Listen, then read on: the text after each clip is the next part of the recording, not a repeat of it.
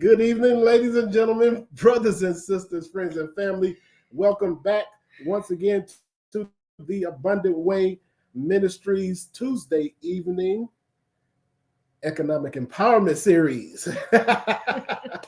Okay, so for those of you who were with us last year, you know we did a 33-week Bible study on Jesus as the way, introducing the Abundant Way, because that is exactly where we got our name from. Following Jesus as the way. Jesus said the enemy comes to kill, steal, and destroy, but I came that you might have life and that you might have it more abundantly. Good evening, Sister Pelt. Hello. Nice to see you. Nice to see you. So we have been 2025. We have been kicking off 2025 on economic empowerment, period. Mm-hmm. We started off in January talking about vision and purpose, and then in March we talked about mental empowerment. In February we talked about mental empowerment, and then in March we talked about physical wellness. Mm-hmm. So all of this that we're building up to is to get us into that empowered state. The month of April, the month that I've been waiting for personally, is all about financial empowerment, economic empowerment, mm-hmm. financial literacy, because we know that that is one of the biggest topics, biggest issues that many people face, and that's one of the issues that we are set up to address and try to be servants in that area. So we've got an exciting month. Today is April 1st. It couldn't have worked out better. Yeah. The date is the first day of April, and it's the first financial empowerment series for the Abundant Way. Yeah. So we are going to kick it off real quick here. Before we do, because Melly Buddha already said, "Yep. Hey, Robin." Hey, Robin. Should have already said, this is your thing. I probably won't say nothing. Nope. Yeah, you're going to be talking. I'll just sit in the wings. I'll join like y'all. If you on and you watching, please say hello. Hey, Crystal. Hey, how are you? Just let us know you are watching, you on. We would love to see who is joining in so we can keep in contact, recognize you. And listen, y'all, this is the time to post questions, comments, concerns, issues, whatever it is. This is the time, because he's gonna hit it all. I'm gonna hit it all. Now I can't do it all in one day. Yeah. I can't do it all in one day. And to be honest with you, I cannot even do it all in the month of April. So what I'm going to ask you guys to do, hey, everybody. Hey, Sister Fletcher. I don't know you know who that is? Anne-Marie Fletcher? I think she used to join Watchtower, I think. Okay, well, good to have you. Sarita, yes, y'all, if you know somebody need to be tagged to watch this, tag them, please tag them, because this is, look, we trying to help everybody. And hey, Wesley, I see you. Hey, Wesley. So, here's what I want y'all to do, because there's no way. Hey, Walkers. There's Erica. Yeah, there's no way possible for me to give you everything that I have to give you in one session, even in 1 month. So I am going to encourage you right now, get out a notebook. Yes. Get out a pencil, a piece of paper, whatever it is you can get. Yes, these are recorded and you can go back and watch them, Mm-hmm. but it's going to be good for you if you can just pick up your little notebook and just go back to it. Look who that is. Who was that? Hey, Denise, which incognito. Anne-Marie Fletcher. That's Denise. That's Denise. Oh, wow. Okay, so here we go. So for those of you who just joined, again, you all know this year is our empowerment year. We've been doing empowerment sessions, started off with vision and purpose. In January and February, we hit mental empowerment. In February, in March, we did physical empowerment. I'm going to call it physical empowerment.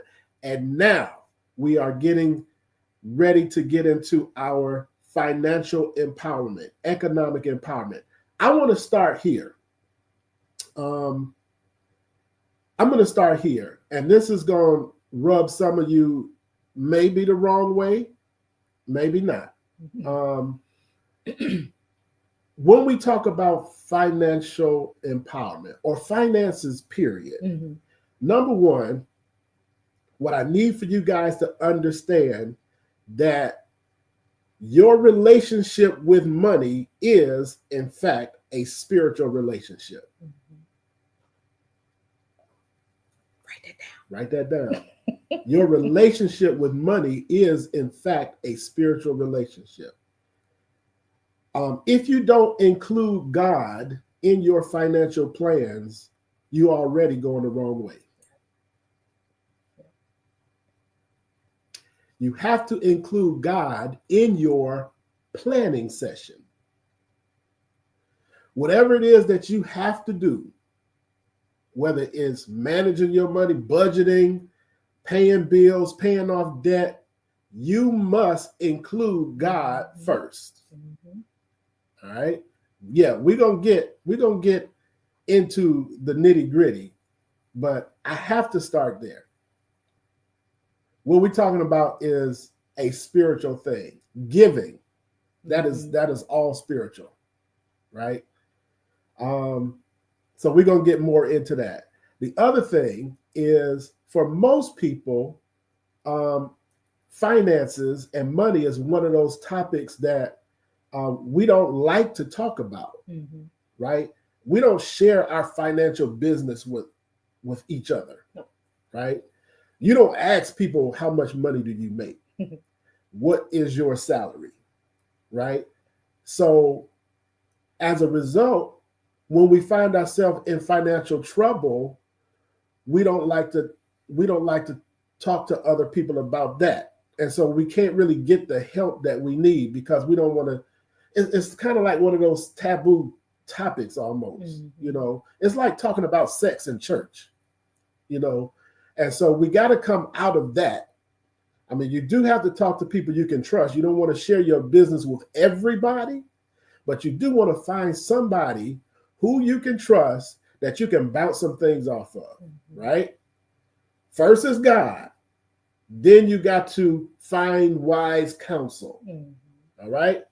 So anything that I share over these next 4 weeks, okay, that's good. But it will not be able to carry you for the rest of your life, right? So you're going to have to find yourself wise counsel. Find yourself a financial consultant. Is that the word I'm looking for? Not a financial manager. Find yourself a financial consultant, right? Hopefully you can find somebody for free, especially if you're just starting off, right? But if they charge a little something, it's probably going to be worth it. All right. So I'm gonna leave that right there before I want to set that stage, right? So what I'm going to give you is going to be good, but it's not going to be all that you need. All right. Okay, cool. So why do I say you gotta put God first? So the Bible says in Psalms chapter 24, verse 1, what does the Bible say? It reads, "The earth is the Lord's and everything in it, the world and all who live in it. So you all have heard that scripture before. The earth is the Lord's and the fullness thereof, and those that dwell therein.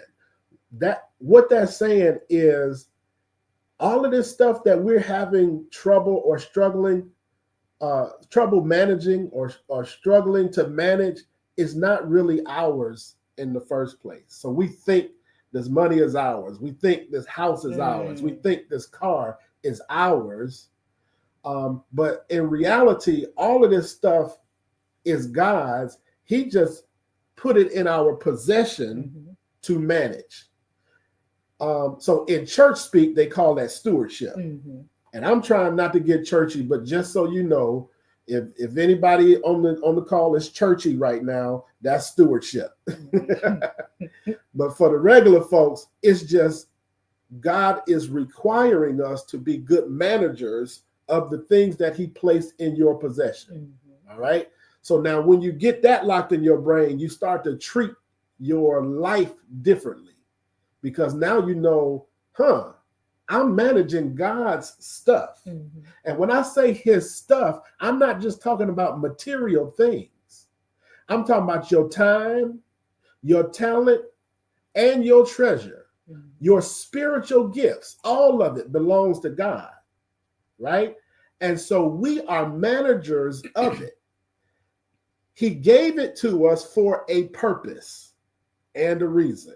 So everything that we have to find out, why is it that God put these things in our possession, right? There's purpose. There's purpose for your money.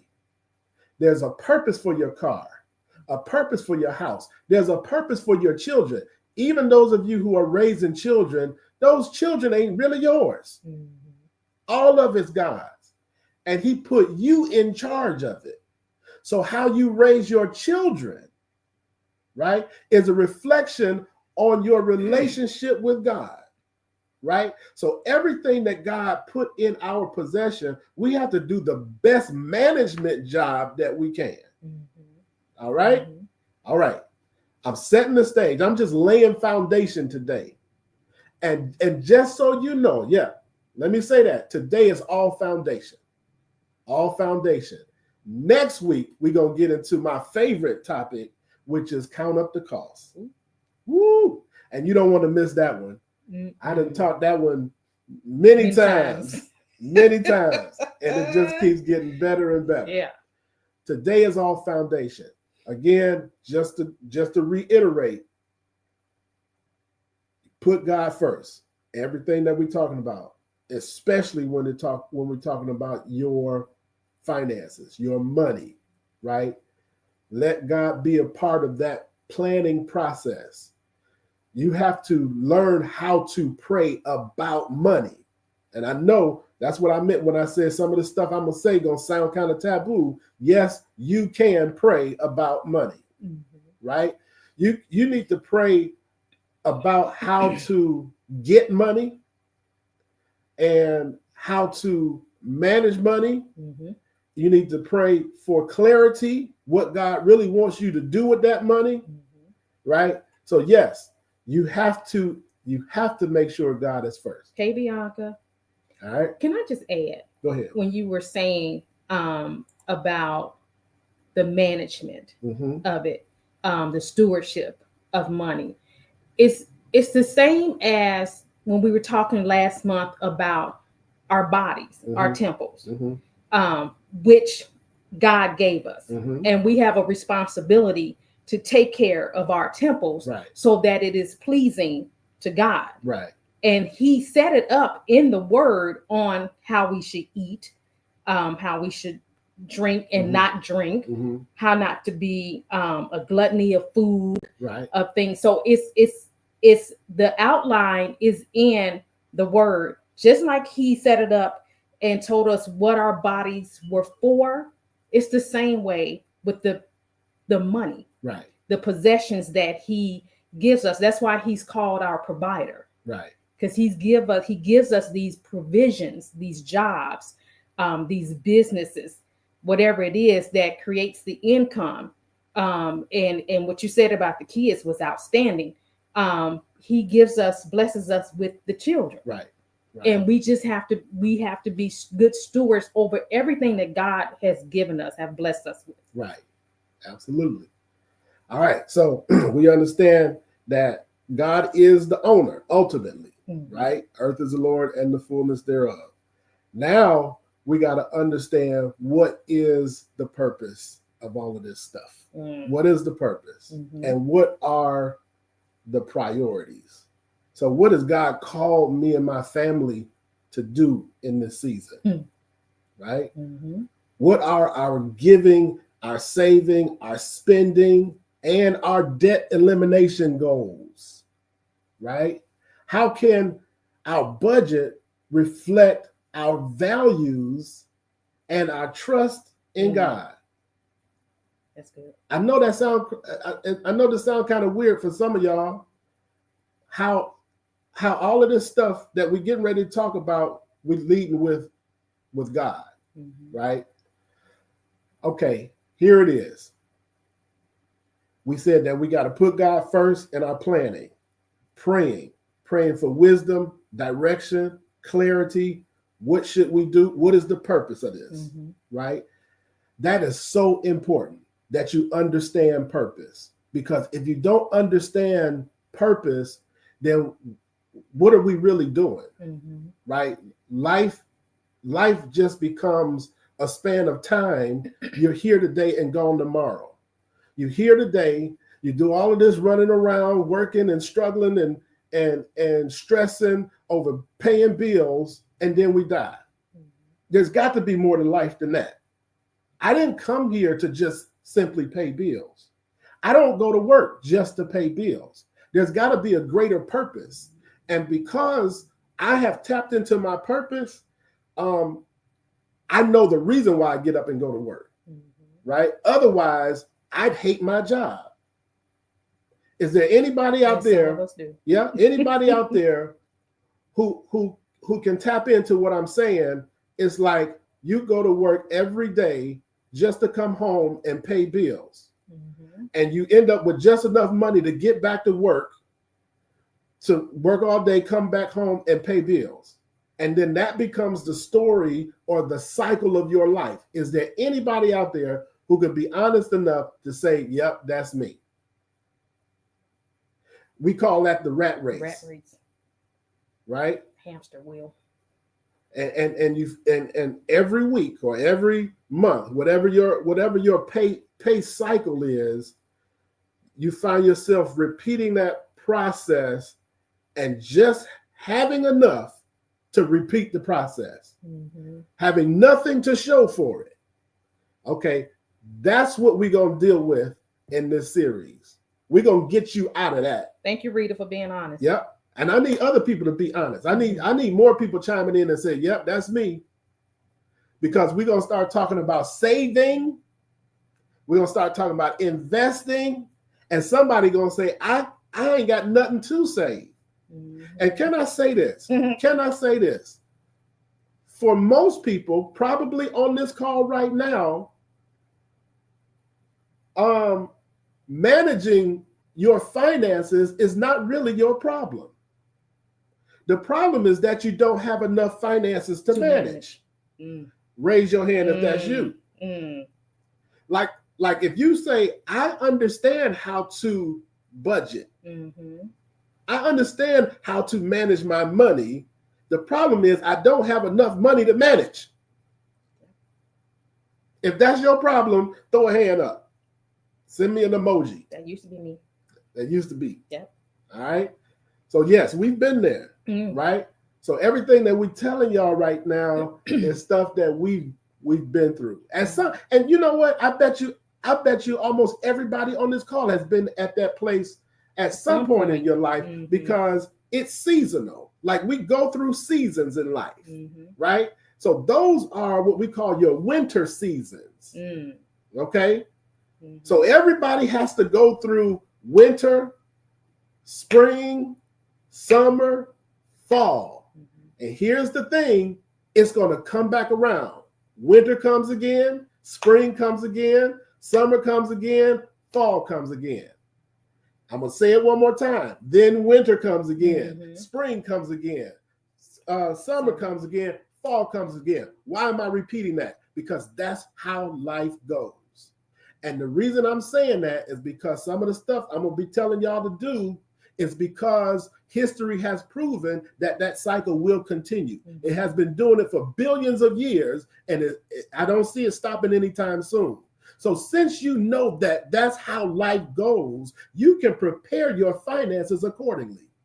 We all know that there's going to be a winter season. So in the summertime, you should be saving up for the winter. Right? In the summertime, when you're out there able to work, right? And when I'm talking about summertime, I'm not talking about just the natural season. I'm talking about the summertime in your life. Summertime in most of our lives are when we're between 20 and 40, I say 45 years old, our strong working years. You see that? When we don't have a problem getting up in the morning and getting out there in that traffic and hustling and doing, taking the kids to school and doing all this stuff. Yeah, you got all the energy in the world. But guess what? Winter is coming when you ain't going to be to work like that. And you still need to be able to pay your light bill, your gas bill, your water bill. You still going to need a cell phone, everything that it takes to live, groceries, food, whatever it takes to live. You still need that whether you are able to work or not, right? Most of us, our finances are set up such that we can take care of all of that stuff as long as we're working. Winter is coming when you won't be, or nighttime is coming when you won't be able to work like that no more. Nighttime is coming when you may not want to work like that anymore. Some people call it retirement. I tried not to use that word. I try to use the word financial freedom, right? I try to be more positive because the day is going to come for those of you who are still young. The day is going to come in your life when you either cannot work or don't want to work anymore, but the bills still keep coming and you still need an income. And so today is the day that you have to start setting up. How are you going to generate income when you don't feel like getting out of bed in the morning? Or you just don't feel like doing anything that day? Or you want to go on a vacation for a month or 2 months or 3 months, right? So I know this sounds kind of weird for some people, but that's how you should be planning your life right now. So that's what we're talking about, right? We're talking about purpose and priorities and planning, right? Okay. I see Erica's hand. I see Sarita's hand. I see Bianca's hand. Okay, good. You all have taken the best first step, and that's being honest about where you are, because you can't really receive the proper help that you need or want unless you be honest with yourself. So I thank you for that. I appreciate that. All right. Here's the thing. This financial topic, economic empowerment, sometimes those words, the words themselves, just don't want to talk about it. Yeah. How many of you hated math in school? Me. See, and all of this stuff, when we talk about managing our finances, it ain't nothing but math. It's numbers, mostly, right? But let me help you with that. Economics. We're going to talk about economics because you hear me keep saying the word economic empowerment. Let me make this very simple. Economics, we're going to define that word, is nothing more than, write this down, I'm going slow. Foundation. Economics is nothing more than the production, that's P, the distribution, D, and the consumption, C, of goods and services. So I know when you saw economics in school, you ran from that class. But here's the repeat. Here's a repeat of that class. Economics is simply the production, the distribution, and the consumption of goods and services. Why am I talking about that? Because that's all that this is, right? Right now, the reason why most of us said that we're frustrated with the way it seems like we get up in the morning, we go to work, we come back home, pay some bills just to get back to work, is because we're living on the wrong side of that economic cycle. Production, distribution, consumption. Most of us are living on the consumption side only. Everybody is a consumer of something. Mm-hmm. But that should not be the only place you dwell, right? Because on that side, mostly your money is going out, right? You're a consumer. You buy things, right? You buy food, you buy clothes, you buy a car, you buy a house, you go to the restaurant. We're just consumers, right? But we don't give enough attention to what am I producing, right? Because that's where the income comes in. What am I distributing? In other words, selling, right? That's where the money comes in. And so we're gonna. I'm just touching on it today, but we're gonna talk about that more in the very last session. So this session, we're just laying foundation. Next session, we're going to talk about counting up the costs. That's when we're going to really see what's in your budget, right? And in the last session, we're going to talk about how do you increase your income, right? Moving from consumer to producer and distributor, all right? So I want y'all to be thinking about that. Write this down, PDC. That's economics. Nothing but production, distribution, and consumption. That's in the Bible too. In the book of Genesis, God said, be fruitful and multiply and replenish the earth. It is a cycle, right? Be fruitful, that's production. You got to be productive. You got to be a producer of something, right? Multiply. That means you got to get it out to the world, right? And replenish the earth. Repeat it. You want to live on that side of the equation, right? Not just the consumer side. All right. All right. What else? So define your purpose and your priorities. All right. Here's the piece. I got to get it out there. I got to lay this foundation. And this is again, one of the reasons why I say that your relationship with money and your finances is actually a spiritual relationship, because one of the things that you have to be or become is a giver. Probably the most important thing. In fact, giving is how your increase comes, right? If there's a spiritual principle behind being a giver, and I'm using those terms intentionally, not just giving, because if I say that, somebody's just gonna go out and give somebody something just so that they can receive something, and it don't work. It don't work. You have to be or become a giver, right? That has to be like a part of your spiritual DNA, right? Because again, when we talk about purpose, God's purpose is for us to love our neighbor. And when he say love your neighbor, he's not talking about the emotional type of love. Right. He's not talking about the love like I love my wife, or I love my sister, I love my parents. You're not talking about that kind of love. Love is an action. Like, what are you doing to help your neighbor?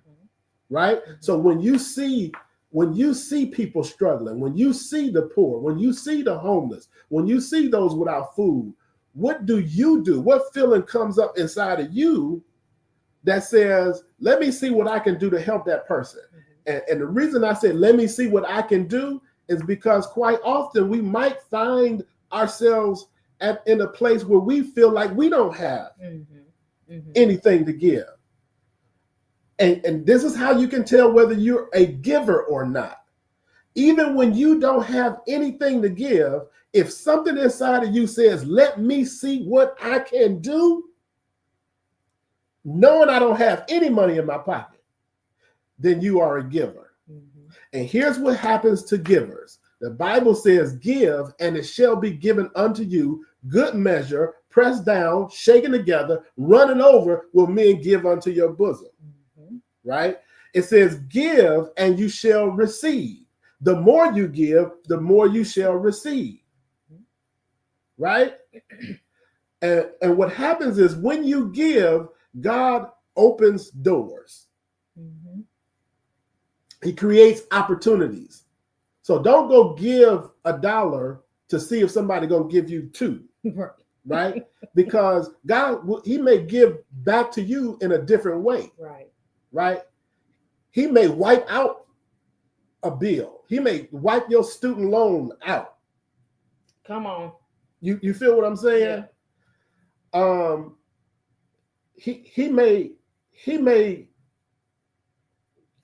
He will make a way out of no way, right?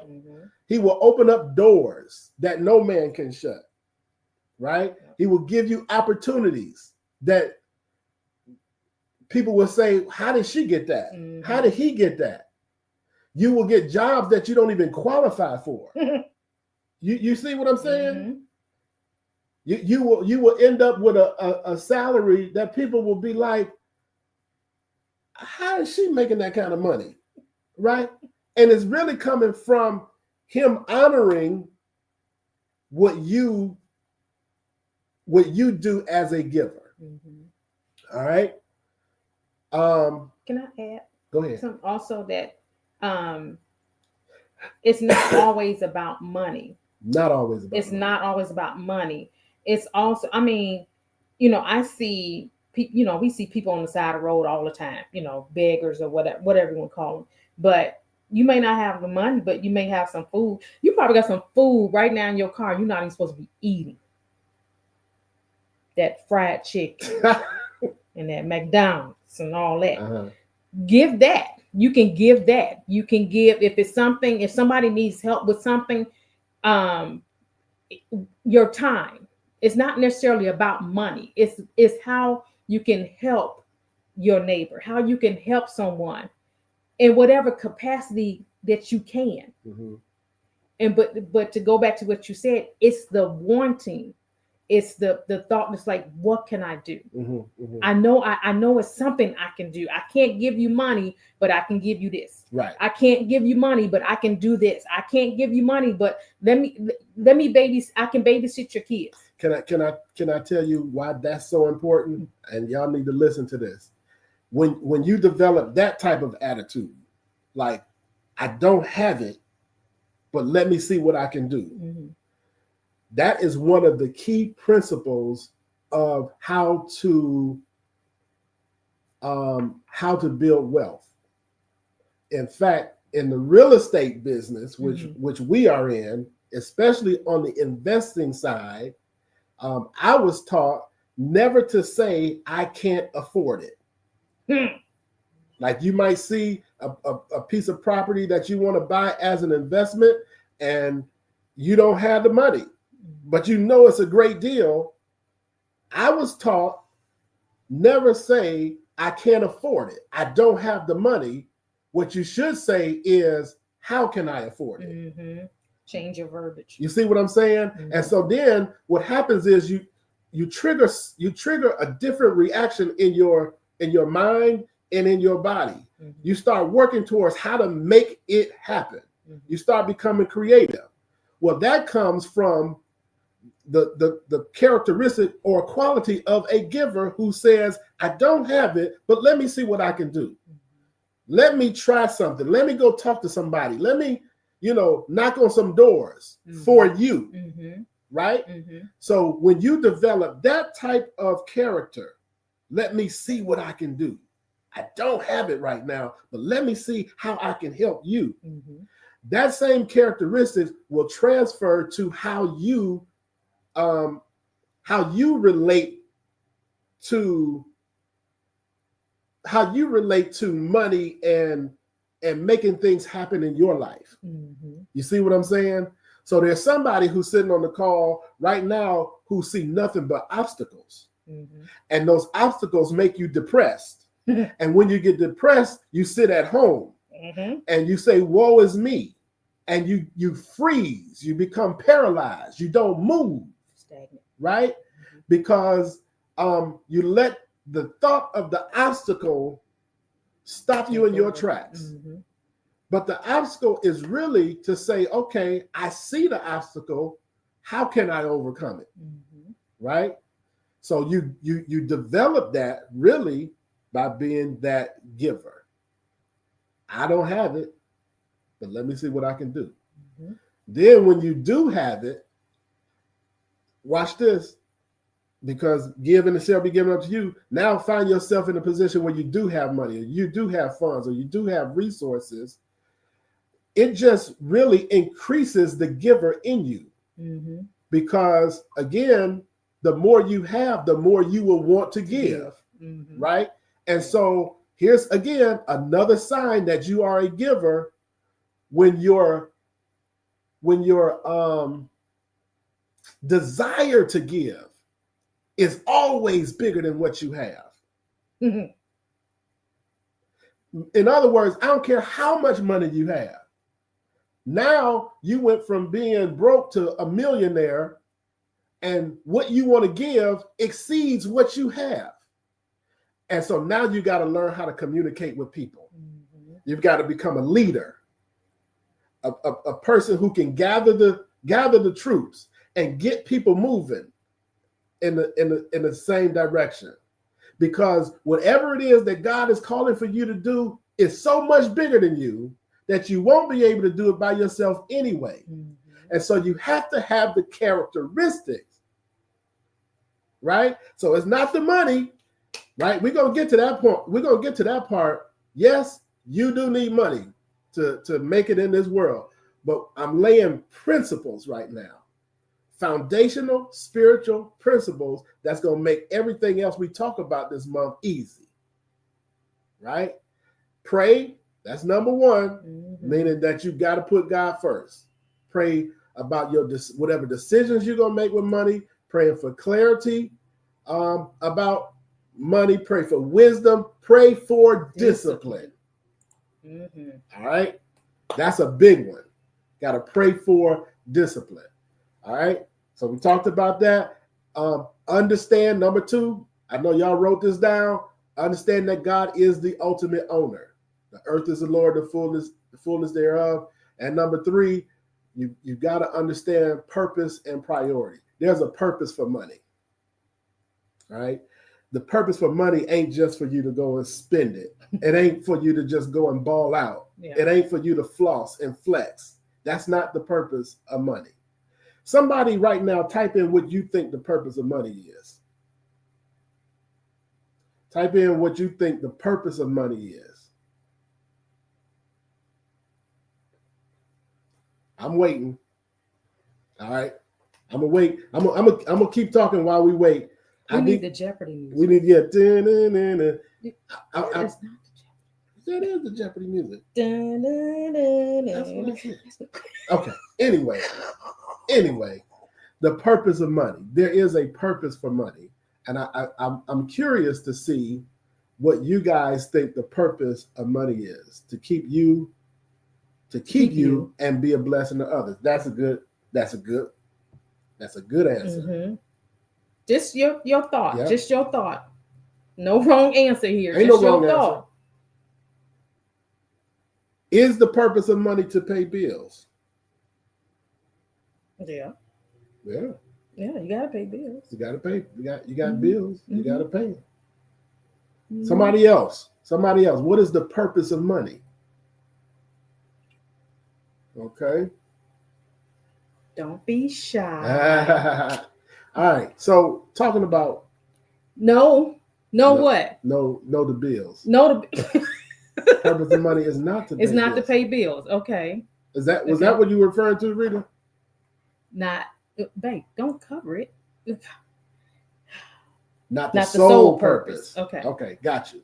It's not, you're absolutely right. It's not the sole purpose. So many people think that the purpose of money is just to pay bills, right? And just that thought right there puts you in a defensive posture. Eric, why are you laughing? Maintain a comfortable lifestyle. Maintain a comfortable lifestyle. Okay, that's good. Watch this. All of these things money can be used for, right? Money can be used to keep you and to be a blessing to others. Money can be used to pay bills. Money can be used to maintain a comfortable lifestyle, right? But here's the thing. Money is really just a tool. It's just like a carpenter and his tools, or a mechanic and his tools. It's a piece of equipment almost. And you got to think of money like that. It's a tool to be used to get things done. Money is a tool to be used to get things done. It's not something to be admired, right? So it's not something that you're just going to stack up in a savings account or a bank account to say, look how much money I have. No. And when I say a tool, it's a tool to make things happen, right? It's a motivational tool. Money is used for inspiration. What do I mean when I say money is used for inspiration? Well, if I said, oh, here's one. You know, when I was growing up, I used to want to be a world-renowned motivational speaker, right? I wanted to be like Les Brown and them. And I realized if I held an event, nobody would come because they don't know me, right? But if I told people, for everybody that comes, I'm gonna give you $100. For the first 100 people that come, I'm gonna give you $100. People would be inspired to come. You see what I'm saying? Money is an inspiration, and money is a motivator, because it makes people move, right? Money makes people move. So money is also a medium of exchange, right? So money can buy you time, right? So if I'm in a position where I know I've got certain things to do, I gotta cut the grass, I gotta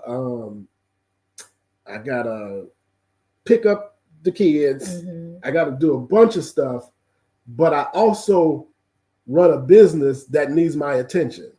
I can pay somebody to cut that grass. I can pay somebody to go pick up the kids. I can pay somebody to get the groceries while I focus my time on generating the income, right? So money can buy you time. It's just a tool. That's what I'm really trying to say.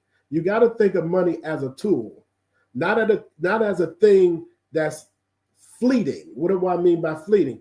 For some people, our idea of money is this thing that we can't seem to keep hold of.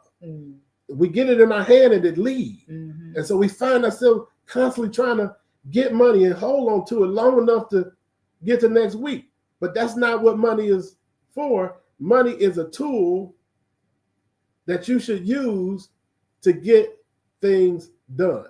Just like your cell phone. I can't tell you how many people rave about these iPhones. For what? You ain't doing nothing with it. My phone right here, my phone here is a tool. This is a piece of business equipment for me. Right? I make more money on this phone this little thing right here than some people make all year. I don't play games on it. I very seldom scroll on it. When that phone ring, oh yeah, if I'm scrolling, I'm looking at stuff that's educating me on what I'm trying to do. But when my phone ring, I really only like to talk to people that I'm doing business with. If you get the marketing calls, I hang up right away. Mm-hmm. And then any other time that phone is down. Right? Same thing with money. Right? What are you using your money for? Okay. Here's a great purpose to use money for while you have it, while you can get it. Remember how I told you that life is built on seasons, winter, spring, summer, fall. Okay, some of us are in our summer season, some of us are in our spring season, some of us in our fall season, but that fall and winter is coming. God willing, we live long enough, that season is coming. You can use the money that you make right now to set up that, what did Erica say? To live comfortably, lifestyle, to set you up so that you can maintain that comfortable lifestyle in your winter season, right? Because guess what? The job that you have right now ain't guaranteed. And I pray for those of you who think that you're going to get to a certain age and just live on Social Security.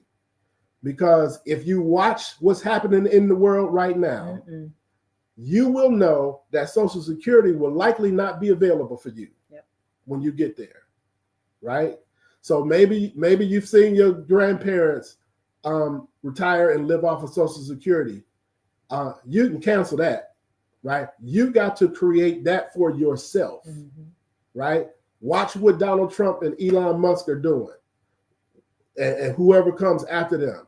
Do not depend on the government, right? Because that will likely not be there. In fact, and we're going to talk about this when we get to the income piece, the way they're going, it won't even be a middle class. It will be just the rich and the poor.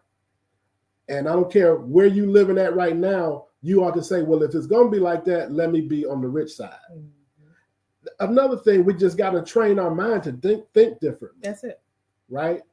You got to see yourself. You got to see yourself in a different place. Right? Go ahead. So when you talk about the mind and seeing yourself in a different place, what we all do or have or seen or heard vision boards, right? And we do this, it's some of us, a lot of us, every year we'll do a vision board. And we put on there things that we want, right? So I remember the first vision board that I ever did. You introduced me to vision board, and you introduced me because of the book called The Secret. Right. That's where that kind of all derived from. Well, I made my vision board, and I put in there things I wanted. I put a picture of a truck that I wanted and this, and I had a blank check, and I put it smack dead in the middle of the vision board, and I think it said $10,000 on there. What is it? $100,000. It said $100,000. This was back in 2012. So you write the vision, as the words say, and you make it plain. So that's your vision board. However you create your vision board, right? From that vision board, and you always talk about me, laugh about me because I threw it away. Right. So let me jump in here real quick. So, and a lot of people do this. So your vision is not a New Year's resolution. No. Right. So a lot of people, when they started doing them vision boards, they thought of it as a New Year's resolution. And so at the end of the year, they threw the old one out to create the new one. But your vision, when God gives you a vision, or you have a vision for your life, for your family, that's not something that you throw out, right? Continues. Just because you didn't get it that year, right, don't mean that the vision is not coming. gone. Yeah. In fact, that same scripture says, though it tarry, wait for it. Wait for it. Right? For the vision shall surely come. So she wrote the thing and she didn't get $100,000 that year, so she threw the vision board out. I'm like, what happened to the other vision board? Oh, I threw it out. It's a new year. I'm like, that's not how this works. Yeah. So I started over. If your vision, if you can throw your vision out that quick, that wasn't much of a vision. It wasn't, and it was good stuff on that vision board. I'm telling you, because even though I threw it out, later, but after I made that vision board, I put it in a place where I could see it every day. I saw my vision every day. So I was training my mind already to see what it was I was trying to work on. Some stuff we put on there is materialistic. Okay, that's fine. That's nothing wrong with that. Right. But if I'm training myself to say, you know what, this is the kind of house I want to live in. This is the kind of car I want to drive. This is the kind of money I want to make. What do I need to do to get this? Right. So I'm showing God's like, God, this is where I want to be. This is what I want to have. Show me what I need to do to get there. Right. So I'm training my mind to prepare myself and getting in connection with God so he can prepare me and work on me to let me know, okay, I need you to do this, this, this, and this, and this to get there. Right. Lo and behold, I made the $100,000. Didn't know I made it. Yeah. Right. But I did. Yeah. It was some years later, but doesn't mean what you put on your vision or what you purpose or what you write for yourself or what you're trying to get would never come. Right. You gotta prepare. It's all in the mind. It's just like exercising. It's just like changing your way of eating. It's about all of that. You gotta prepare your mind to take on what it is you're trying to accomplish. And let me say this. I'm going to say two things because we're almost at the end for today. One thing about that vision board, it helps you to visualize yourself in the space that you want to be in. Again, that's spiritual. You got to be able to visualize yourself where you want to be, right? And as you do that, right, it's like the universe begins to shift for you, right? So you got to believe that you're worthy. You feel what I'm saying? Because I believe a lot of people don't live at the level that they really want to live is because they don't think they're worthy of it. They don't think they're smart enough. They don't think they're they can communicate enough. It's something about how you see yourself that will keep you where you are. You got to see yourself and believe that you got to see yourself in the place that you want to be. And you've got to know that you are worth it. Yeah. Right? Yeah. Because remember, you asked me to say, oh, man. You asked me to say, say it out of my mouth. Yeah. You asked me to say I'm going to get $10,000 in the next 30 days. And she couldn't do it. I couldn't do it. I couldn't say it. We're driving down the street. I say, just say it. It ain't gonna hurt nothing to say it. All you're doing is saying something. She's like, She wouldn't say it. I wouldn't say it because I truly believe, for one, I'm like, where am I gonna get $10,000? How am I gonna get $10,000 in the next 30 days? I'm not doing nothing but going to work. And then it's like, who am I to say that I can get $10,000 in the next 30 days? She couldn't even fix her mouth to say it. But then it wasn't until you saw me actually doing it. Right. And actually doing it. But then God showed me, he was like, why not you? Why not you? Yeah. Why not? Why can't you say that? Because the words that come out of your mouth and you put into the atmosphere is what's going to manifest. Why you had to start it at 8:24? Well, you had to talk. You hit it. So I'm not going to get to everything because I got to get on this right here. Here's the thing. And again, we're going to talk about this on the income side. But you got to be careful about what you let come out of your mouth. You got to be careful about the words that come out of your mouth, because what you speak, you manifest. You manifest. Right? Yep. And what you don't say is it's the same thing. It's the same thing. You don't manifest. Right? So change your language, because if, again, all you can speak about are the obstacles that you see, then you're going to get more obstacles. You feel what I'm saying? Your life is going to continue to show you what you say. Yeah. That's we had to this was even before we got married. We were dating, and we had to teach each other the word broke. We never say broke. We're never broke. Right. Even if we don't have no money. Even if we don't have no money, we ain't never broke. Yeah. Because if you say that, you gonna be that. What you say is what you become. And let me tell you this, not only what you say, it's what you pour into your children. Oh my goodness. And what you let your children come out of their mouth. We got 4 minutes. Let me jump in here real quick. Oh, if I don't say something about these children. Parents, for those of you who are parents, be careful what you say around your children. Careful. Because you're actually speaking. You are responsible. Talk about that stewardship. You are responsible for those children. You are speaking life into your children. And you got to be careful about what type of life you're speaking into them. Parents, couples, please don't argue about money around your children, because they're going to grow up with a bad relationship with money based on what they heard and not even know why they have that relationship. It's subconscious. It's subconscious. It's subliminal, right? Pour into your children that they are good enough, that they are fearfully and wonderfully made, right?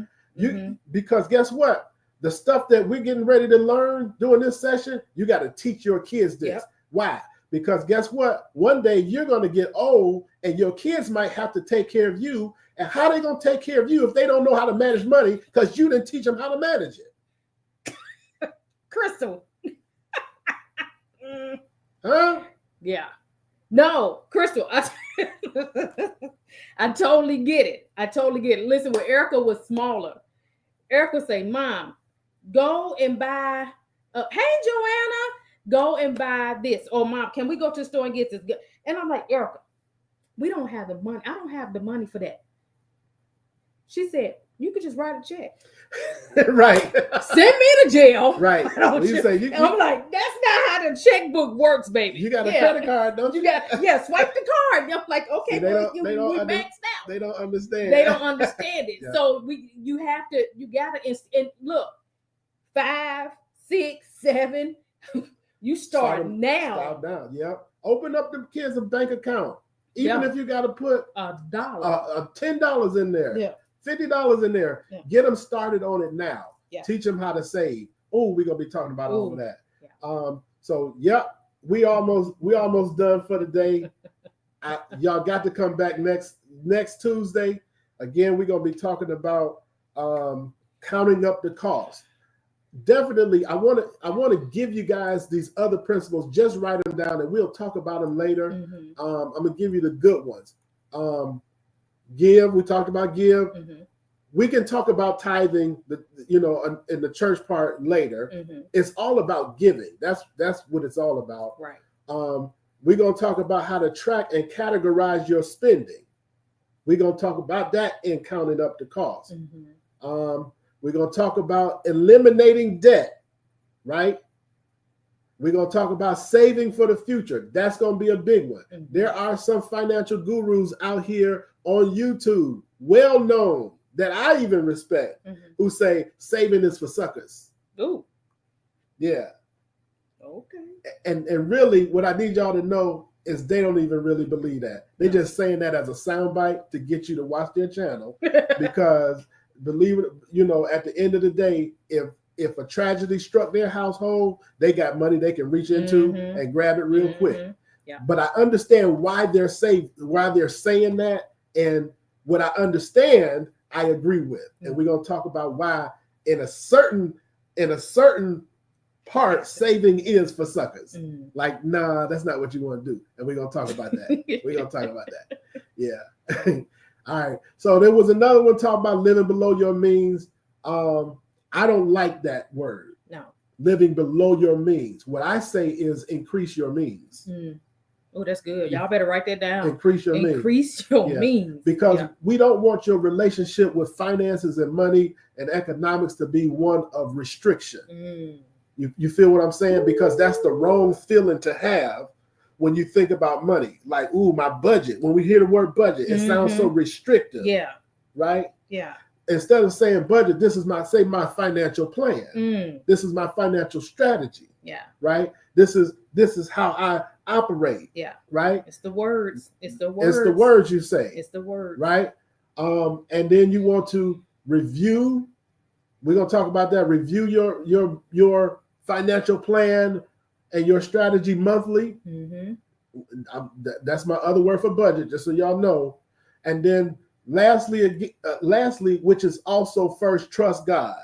Right? So we put God first in the beginning. At the end, we got to trust him with the results. So everything that we talked about from putting God first, through prayer and going to him for that wisdom, that knowledge, that understanding, that discipline, and asking him for what you want. Don't be afraid to ask God for exactly what you want. You feel what I'm saying? When it comes to money and finances. Yeah. What the word say? He came that we might have life and might have it more abundantly. Right? He said, ask and you shall receive. Right? So don't be afraid to do that first. Let that lead. Let that lead. And then at the end of the day, when you've done all your asking and you've done all your giving, and all of a sudden you're giving, you got to trust God with the results. Right? Don't give saying, where's it coming back from? You got to trust God that he's going to be faithful to do what he said he's going to do. Right?